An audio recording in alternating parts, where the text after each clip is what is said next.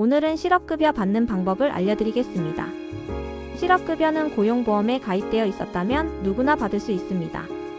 그런데 요건을 모르고 놓치는 경우가 너무 많은데요. 오늘은 누구나 실업급여 제도를 이해할 수 있도록 차근차근 설명해 드릴게요. 우선 구직급여와 실업급여의 개념에 대해 설명드릴게요. 실업급여는 구직급여, 연장급여, 취업촉진수당으로 구성되어 있습니다. 구직급여는 우리가 흔히 실업급여라는 용어로 알고 있는 급여입니다. 연장급여는 특별한 사유에 해당하는 경우 구직급여를 연장하여 지급하는 것이며, 취업촉진수당은 수급자의 조기 재취업을 장려하기 위한 수당으로, 여기에는 조기 재취업수당, 직업능력개발수당, 광역구직활동비, 이주비 등이 있습니다. 생각보다 실업급여의 종류가 많죠? 오늘은 실업급여의 3가지 수당 중에 가장 많이 궁금해하시는 구직급여에 대해 알아볼게요. 구직급여는 고용보험 가입자가 실직했을 때 새로운 일자리를 찾는 동안 생계를 지원해주는 제도입니다. 구직급여를 받으려면 4가지 조건을 꼭 만족해야 해요. 첫 번째, 비자발적으로 실직을 해야 합니다. 즉, 본인이 스스로 퇴사한 경우엔 원칙적으로 못 받아요.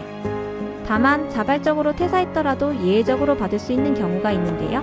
바로 정당한 이직 사유가 있는 경우입니다.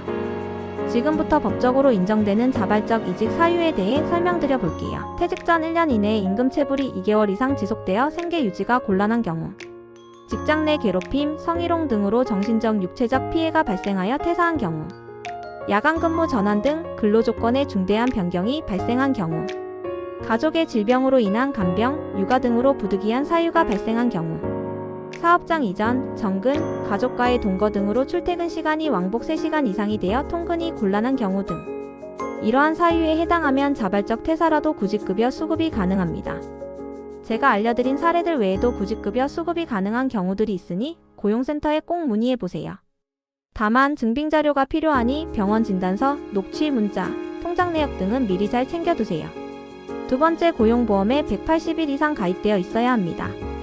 최근 18개월 동안 피보험 단위 기간, 즉 고용보험에 가입된 기간이 180일 이상이어야 해요. 세 번째, 근로의사와 능력이 있어야 합니다. 일할 준비가 되어 있어야 하고 실제로 구직활동도 해야 합니다. 네 번째, 수급자격 신청 후 실업 상태여야 합니다. 구직급여를 신청하고 나서 계속 실업 상태가 지속되어야 함을 의미하는데요. 이는 실업급여를 받으면서 일을 하면 안 된다는 말과 같아요. 그렇다면 구직급여는 어떻게 신청하나요? 신청은 워크넷 사이트에서 구직 신청을 하고 고용센터를 방문하거나 온라인 교육을 이수한 뒤 실업신고 수급자격 인정 신청을 해야 합니다. 고용보험 앱이나 홈페이지에서 간편하게 신청도 가능합니다. 다만 구직급여 신청이 처음이신 분들은 고용센터 방문이 필요할 수도 있으니 미리 꼭 확인하세요. 구직급여는 얼마나 받을 수 있나요? 지급액은 퇴직 전 3개월간 평균 임금의 60%를 받게 됩니다. 2025년 기준 구직급여 1일 상한액은 66,000원, 하한액은 최저임금의 80%인 64,192원입니다. 지급기간은 연령과 고용보험 가입기간에 따라 120일에서 270일으로 사람마다 다릅니다. 주의할 점을 알려드릴게요.